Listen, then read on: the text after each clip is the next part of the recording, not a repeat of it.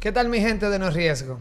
Este capítulo, Luther, entiendo que el invitado debe y fue y es, ¿verdad?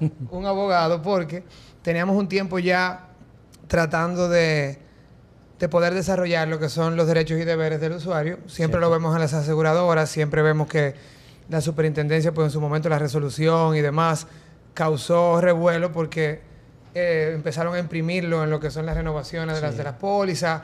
A veces entra una aseguradora, lo ves ahí en las paredes, que es parte de lo que le dice la misma, de lo que estipula o lo que ordena.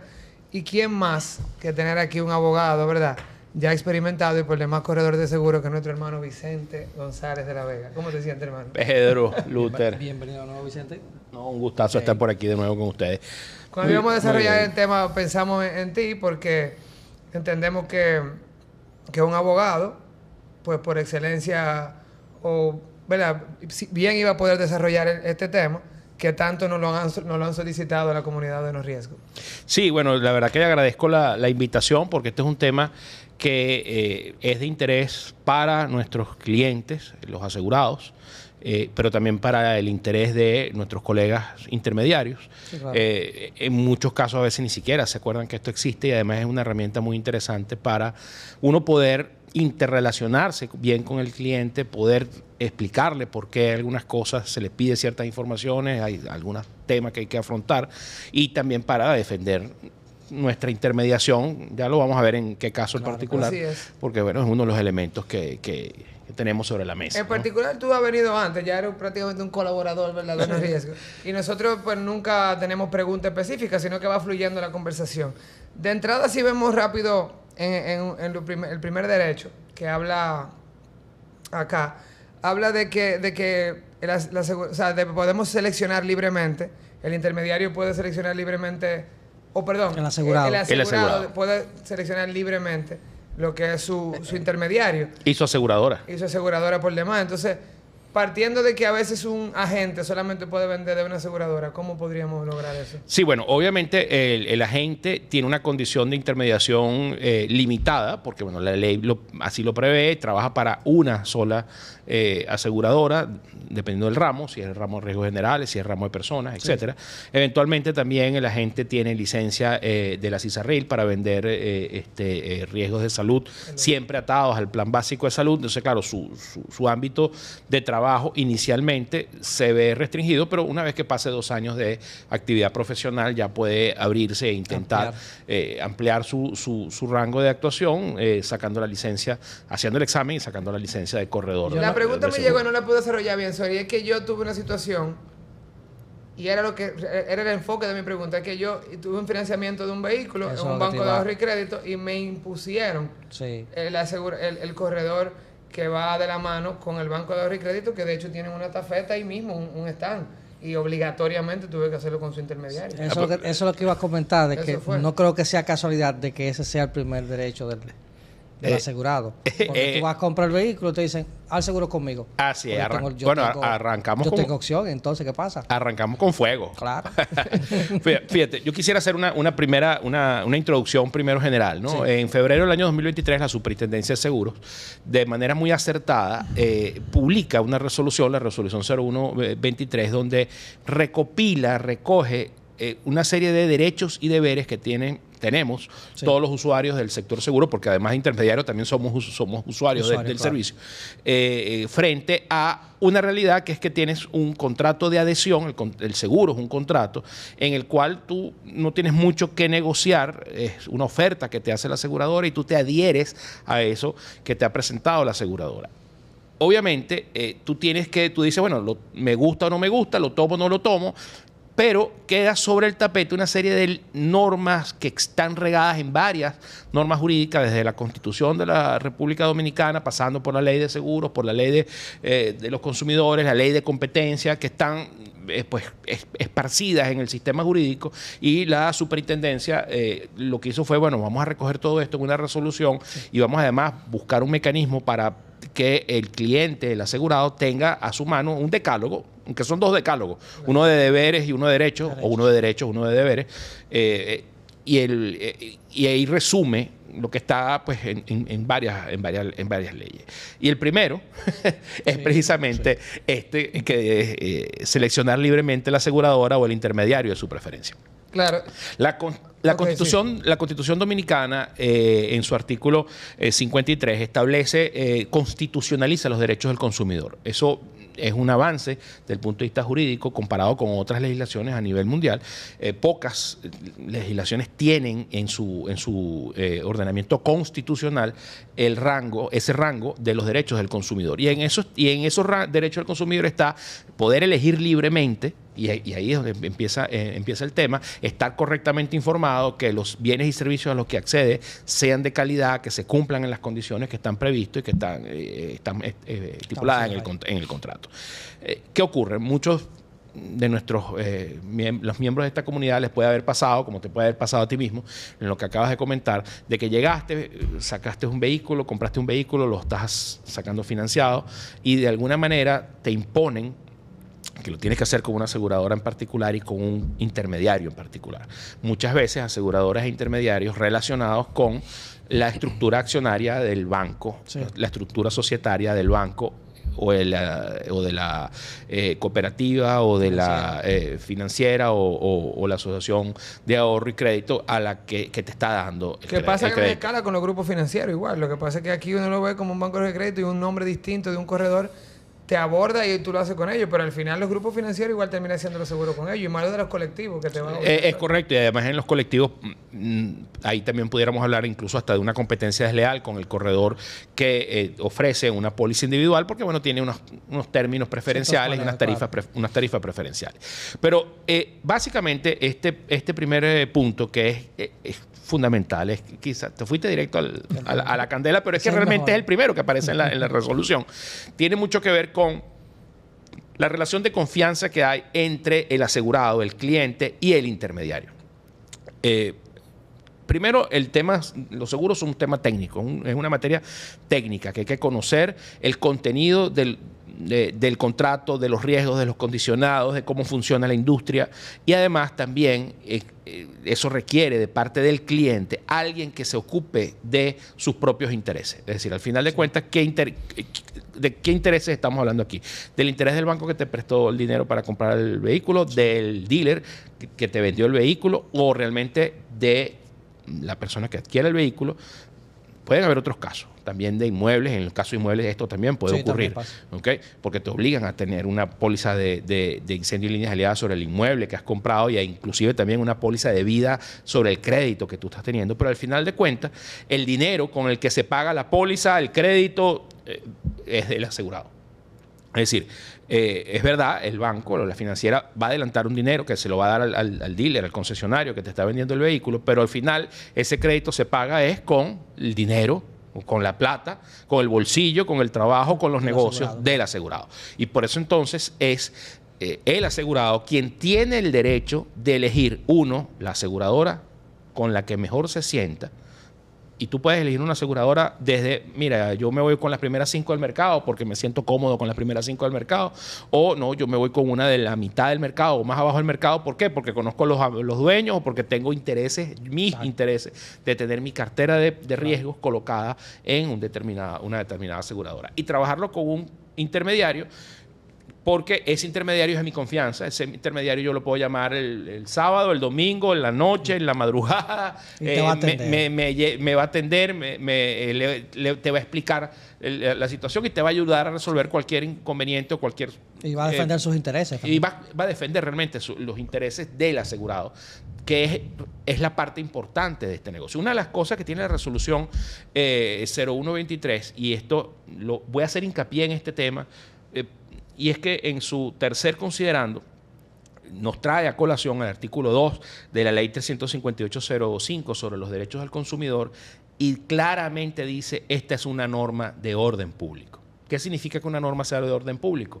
Que el convenio entre las partes no puede relajar esa norma, como sí puede ocurrir con algunas disposiciones del Código Civil, del Código de Comercio, de las leyes que son un negocio privado. En este caso, no. En este caso, lo que está en esta resolución es de orden público y tiene que ser respetado por todas las partes. Eso incluye a los intermediarios, incluye a la compañía de seguro, incluye al banco, incluye al cliente, etc. Algunos dirán, oye, pero es que resulta que la Superintendencia de Seguros no tiene potestad para imponerse un banco, por ejemplo. Pero hay una resolución de la Superintendencia de Bancos que dice precisamente lo mismo. Es decir, si usted va a asegurar, si usted le va a exigir a su cliente que va a asegurar los bienes sobre los cuales hay una garantía por el crédito que te está dando, ese cliente tiene derecho a elegir el intermediario y la aseguradora de su confianza. Exacto. Y fíjense que he dicho varias veces, confianza.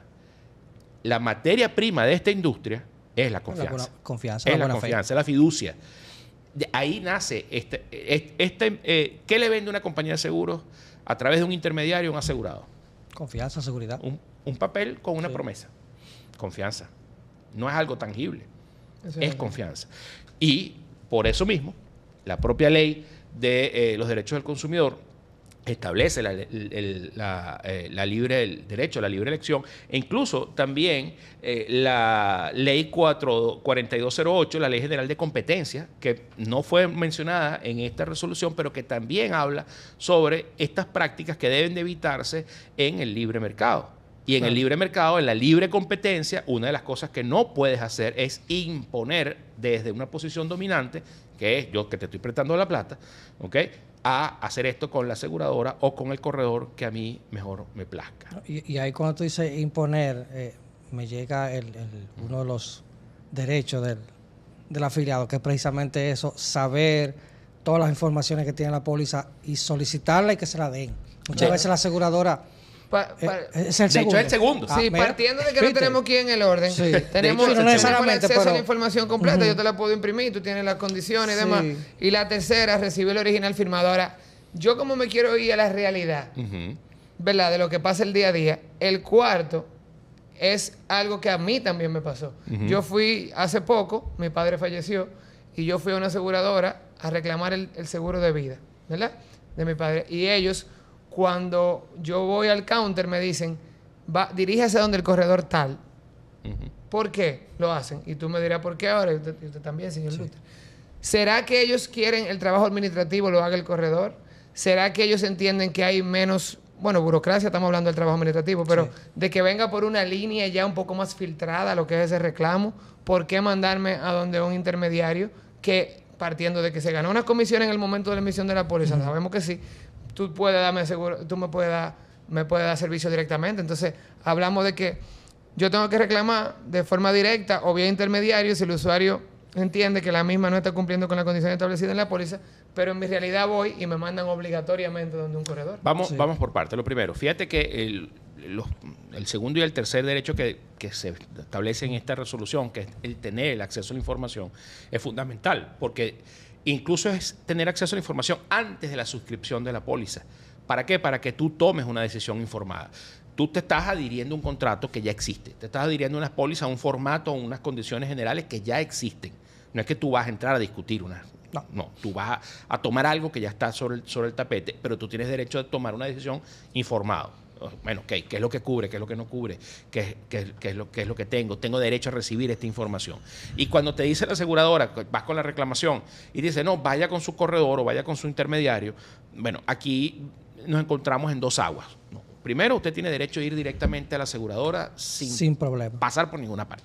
¿Okay? Sin embargo, hay aseguradoras y también producto quizás del reclamo de parte de los intermediarios, decir, hey, ya va, el cliente es mío. Y la realidad es que si el cliente es cliente de un corredor, el cliente no es de la aseguradora, el cliente es del corredor. ¿Cierto? Si el cliente sacó la póliza a través de un agente, el cliente es de la aseguradora. Aquí hay un tema de quién es la cartera. Sí. Creo que es un tema que ustedes desarrollaron en un programa anterior, pero que también en el que podemos hacer hincapié. Sin embargo, el hecho de que te digan, bueno, vaya donde el intermediario,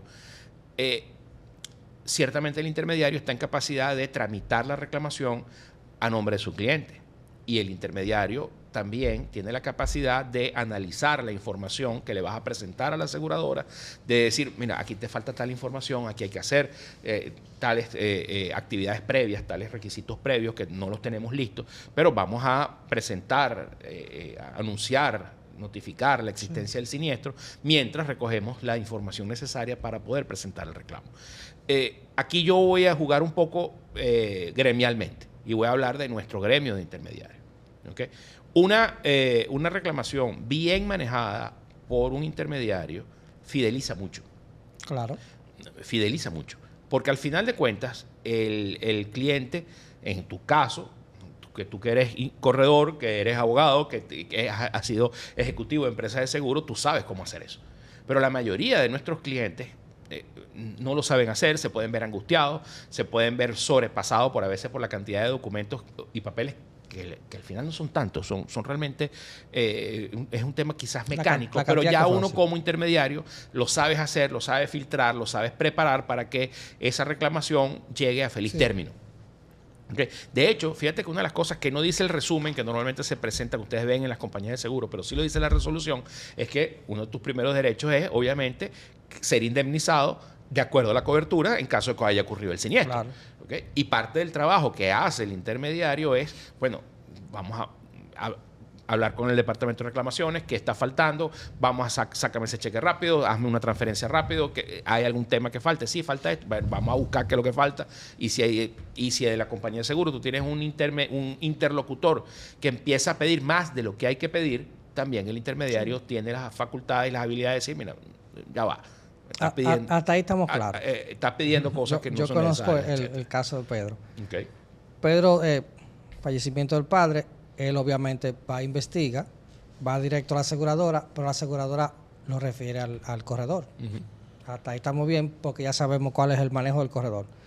Pero la aseguradora está en total autoridad de darle información. Sí, claro, por supuesto. Y eso es parte de los derechos. O sea, yo estoy aquí ya, claro. Me tomé una hora de mi día que quizás vine de viaje, no sé en dónde andaba, no podía y tuve que venir para que tú luego me mandes a otra persona. Como que tú magistralmente explicaste eso está excelente. El gremio, voy a la otra parte, exacto. Tú puedes lograr una fidelización, claro. Que se supone que el trabajo del corredor sea ese, que exista la figura del corredor por eso, que filtre un poco y la aseguradora dice, yo pago una comisión por eso para yo, con menos personal, ya venir con algo previamente documentado y en orden, que si realmente procede, el corredor sea que haga su trabajo y lo filtre.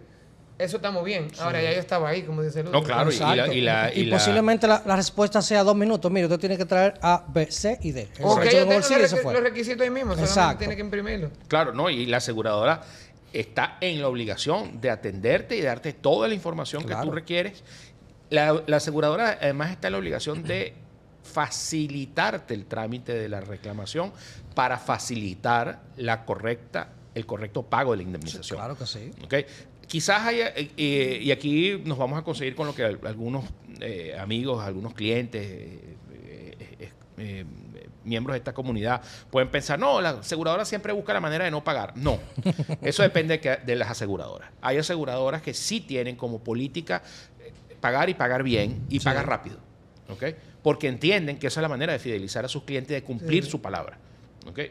Porque básicamente el contrato dice eso. No, y con eso hacen ruido a veces para también generar más mercadeo y como tú dices, poder cumplir. Porque, por ejemplo, en el caso de noviembre, todos sabemos que las aseguradoras que pagaron rápido, hasta video hicieron con testimonio. Sí. Para que el mercado vea que ellos resolvieron y rápido un evento importante que tuvo siniestros, cantidades de siniestros. Que ese fue su mayor mercadeo en su momento. Sí, la aseguradora que es buena vendiendo tiene que ser buena pagando. Eso es así. Okay.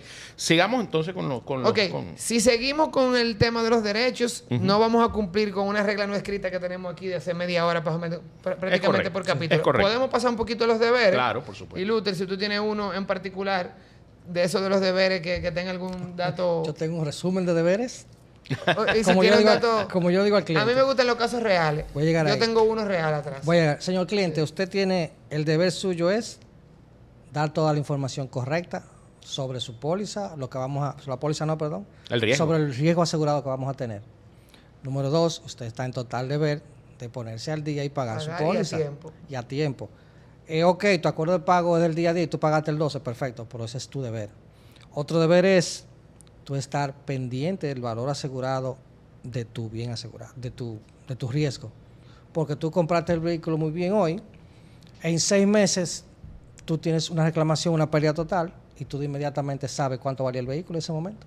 Pero nunca te tomaste la molestia de decirle, mira, este vehículo se está devaluando.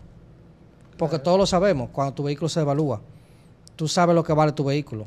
Incluso yo muchas veces le pregunto a un cliente, ¿cuánto es su vehículo para cotizar? No, yo no sé en cuánto anda el mercado. Yo le pregunto, sinceramente, le digo, si usted lo fuera a vender ahora, ¿en cuánto te lo vende? No, ese vehículo está un tanto.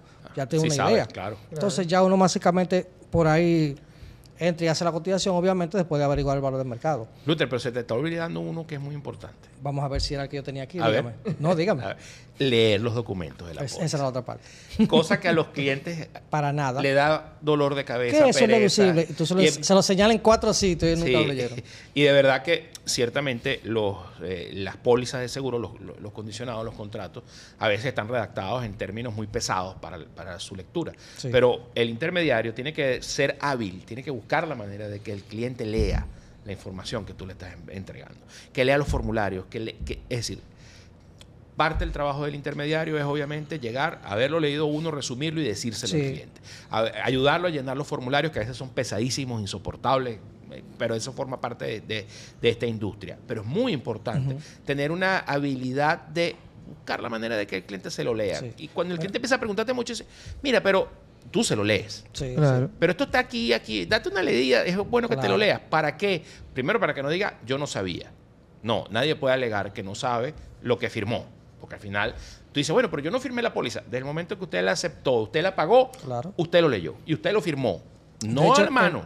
En nuestra carta de remisión de documentos, cuando son emisiones y renovaciones, hay una coletilla donde le decir los beneficios de la póliza están anexados, anexos, dentro de los cuales están, yo resalto algunos, que son, puede ser lo más importante, les recomendamos su lectura, etcétera, etcétera. Y ahora es obligatorio enviar una copia de esto.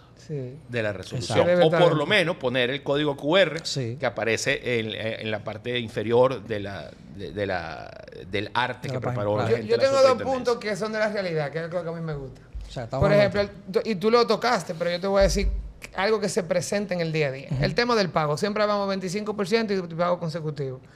Todos sabemos que eso no se cumple muchas veces con nuestra cartera. Entonces, ahí tienes tú que ponerte creativo, que déjame ver si cubre, espérate, que ya se había pasado el plazo, que déjame hablar con reclamaciones porque tengo contacto en esta aseguradora y tengo que ponerme creativo a algo que realmente no está en su derecho, el corredor. Perdón, en este caso el cliente. Sí.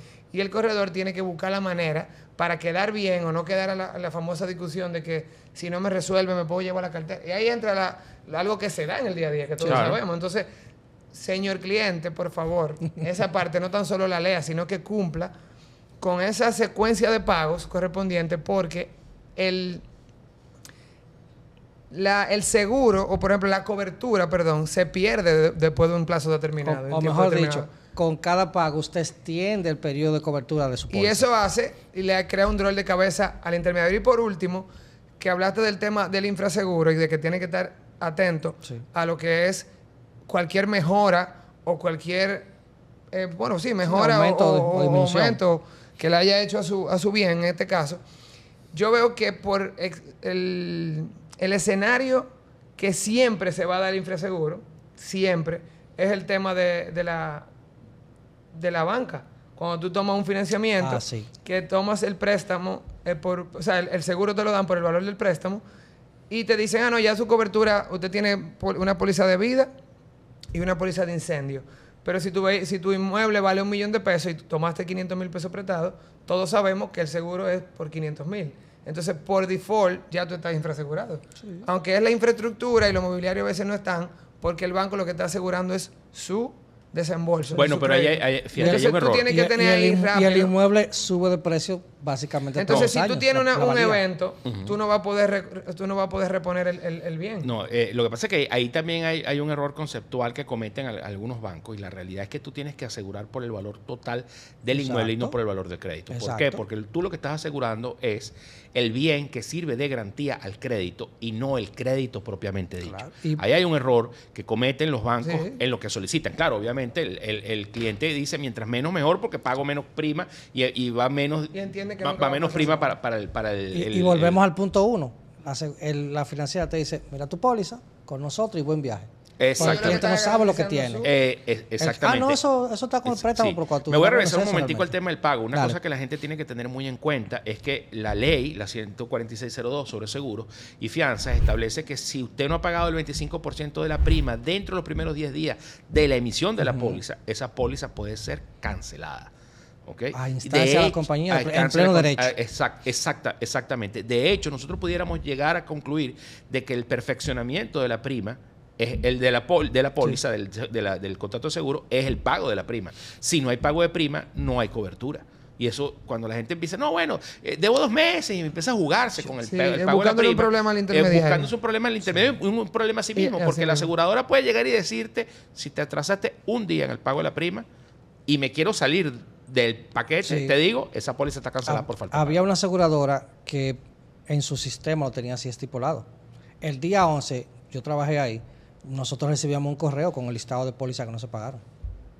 Automáticamente recibíamos es más, voy a ir un poco más allá. Y nuevamente quizás es un tema un poquito que se escapa de los derechos y los deberes de los asegurados. Sí. Quizás aquí la Superintendencia de Seguros tiene que apretar un poco la mano. ¿Por qué?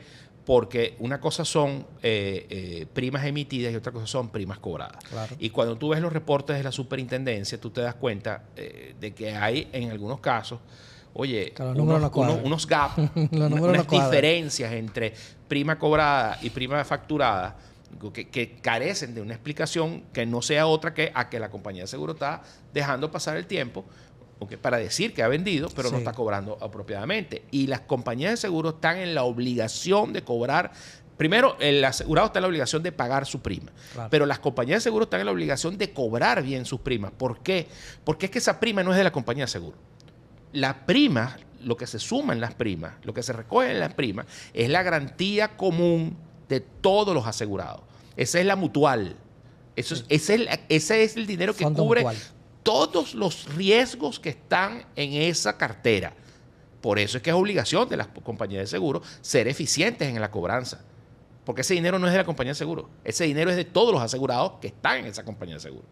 Eso es así. Vamos de los últimos 3. Hay algo que igual, vámonos otra vez con el caso reales, y creo que para ir terminando, es hablar de notificar el siniestro con un tiempo. Las personas a veces creen que porque tienen un daño propio, un seguro full, dicen, oh, güey, tuve un daño parcial, una rayadura, una mica, la deja que se vaya acumulando y dicen, bueno, cuando tengo un siniestro de más impacto, o un choque o demás, pues los reporto todos juntos. Entonces empiezan a ponerse creativos y entra el otro caso, el último, que es el tema del fraude, que la gente entiende que eso no es un fraude, porque dice, no me estoy inventando un siniestro, no quemé mi carro y lo tiré por una barranca, o no. Pasó, que por pasó.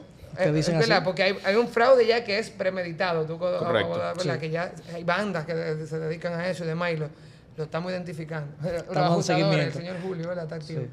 Eso ya es otra cosa, pero lo que ustedes no saben es que entramos de manera subliminal a este punto cuando nosotros empezamos a ponernos creativos, que es el término que uso para que se oiga menos fuerte. Empezamos a decir, a reportar con una fecha errada o una fecha no cierta, a reportar que en un siniestro... reportar 2 eventos en uno. 2 eventos, 3 eventos, e inventarme situaciones porque al final en el acta policial tengo que levantarlo obligatoriamente. Y no puedo decir que la rayadura de la puerta trasera fue la pasola o el motor que me chocó delante. O sea, y ahí entonces entras... O que tú llegaste en un ataque de rabia, le tiraste el carro a alguien encima, lo chocaste a propósito. No, me chocaron. No. Usted chocó. Es un daño intencional. Eso no tiene cobertura. Y algo que nos pasó antes de ayer, con que el hijo de uno de nuestros asegurados. Sí, verdad, sí. No chocó, simplemente por evitar algo, se subió en estas cosas de un muro divisorio. De la división. Y lamentablemente no tiene cobertura porque no fue un accidente, o sea, no hubo un impacto. Bueno, a menos que tenga cobertura de impacto contra ese producto de esa aseguradora no lo contempla. Entonces, fíjese, el tema de notificar el siniestro es bien importante y aquí vamos a partir de varios temas. El primero, si es de vehículos, aquí tenemos un primer plazo muy perentorio, muy corto, que es el que establece la ley de tránsito. Tú tienes 24 horas para hacer la participación a las autoridades. No te dice el seguro, pero las autoridades. Si usted tiene una póliza de seguro que tiene cobertura en centro del automovilista o casa del conductor, Vaya de inmediato. vaya de una vez, porque en ese mismo oficina hay un agente, un oficial de su compañía de seguro. Abre el siniestro de una vez. Que no tiene todos los documentos, que no tiene todas las fotos, que no tiene todos los papeles, que no lo tengo a la mano. Pero No ya el importa. acta está. No importa. Ya usted tiene su acta policial y ya usted le participó al seguro la ocurrencia del siniestro. El hecho de que usted haya hecho la notificación no significa que no tenga que proveer de otros documentos, otras informaciones que son necesarias para que se haga el ajuste, que es el cálculo de, bueno, cuánto es que te tengo que pagar. Sí. ¿Okay? Y el tema de los fraudes es cuidado. Primero, cada póliza normalmente tiene un rango de tiempo en el que tú tienes que notificar. En vehículos normalmente 3 días, etcétera. Salió también una resolución de la superintendencia que lo llevaba 5, pero tienes que hacerlo entre esos. Tú tienes que notificar, ha ocurrido este siniestro. Supongamos que no estemos hablando de vehículos, que estamos hablando de incendio y líneas aliadas, de un huracán, de una tormenta. La gente piensa, bueno, hubo un huracán, es un hecho público y notorio, todo el mundo supo que hubo un huracán. Perfecto, pero la aseguradora no sabe cuáles fueron los daños que a ti se te generaron. Pudiste haber corrido con suerte y no le pasó nada a tu edificación, o no corriste con suerte y tienes que decir, mira, se me voló el techo, se me rompieron las ventanas, qué sé yo. Tú tienes que hacer la participación, siempre tienes que notificar lo más rápido posible. Y entre otras cosas, esto para que la gente que nos esté escuchando tenga en cuenta lo siguiente. Tú tienes una obligación de resguardos de los bienes sujetos al daño, al siniestro, ¿okay? Que es mucho más grave, mucho más importante mientras tú no has declarado el siniestro. Una vez que ya tú declaraste el siniestro, tú le diste un límite temporal a esa situación. Y ahí ya la aseguradora tiene que nombrar a los ajustadores, tiene que hacer la inspección, etcétera. Pero mientras tú no hagas la participación del siniestro, eso va por cuenta tuya. Es tu responsabilidad preservar lo que está ahí, preservar las pruebas, tomar las fotos, hacer todo, evitar que el daño se agrave. Y eso forma parte, mientras tú más rápido notifiques, tú más rápido te sales de eso. Sí. Excelente. Bueno, Luther, yo sabía, de hecho lo sabía de antemano, que el tiempo no nos iba a dar para poder lograr este tema que se ve sencillo, pero mira, se saca muchas cosas. 2 horas no toma. Y claro, siempre con la cátedra que nos da Vicente, o sea que de verdad que podemos hacer otra parte 2, ¿por qué no? Cuando llegamos a algunos puntos que no tocamos, pero sí te invito el miércoles que viene. Hoy es jueves, ¿verdad? Pero el miércoles que viene vamos a salir con todo riesgo construcción. Okay. Y ya que veo que tú siempre estás por eso, por Punta Cana y demás, asesorando a tus clientes en todo riesgo, y ¿por qué no volver y hacer ese capítulo que Luther y yo dijimos que lo íbamos a estar grabando? Con gusto. Pues aquí nos vemos entonces. Claro que sí. Bye, bye. Un gusto, Pedro. ¿Sabe? Un gusto, Luther. Bye, bye, mi gente de No Riesgo. Seguimos firmes por acá. Bye, bye.